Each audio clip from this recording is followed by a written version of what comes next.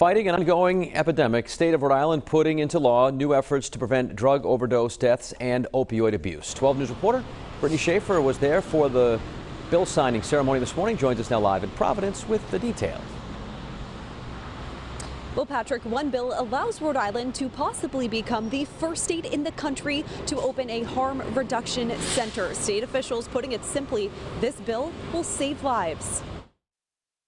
It's a disputed topic, but one House Speaker Joseph Shekarchi calls a necessity to save Rhode Islanders. You're going to have a harm reduction center, and I'm like, yes, we are. We're going to have one or possibly two in the state because we need it.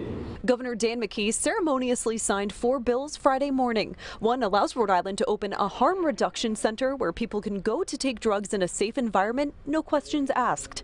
Visitors would be around medical professionals, eliminating the risk of overdosing alone, and will have a clean needle and safe disposal place. It would allow people to feel safe, to get treatment, to get education, get tested, to get prevention. Rhode Island, the first state in the nation to pilot a program for harm reduction centers to help combat opioid crisis. Department of Health data shows 384 people died from overdoses in the state in 2020, by far the most on record.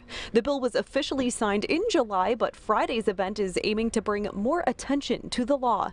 Governor McKee also signing a bill decriminalizing buprenorphine, which is a narcotic that can treat opioid dependence. Another bill adds penalties for unsafe prescription drug practices, and among the pandemic, a law that would also expand insurance coverage for telemedicine appointments.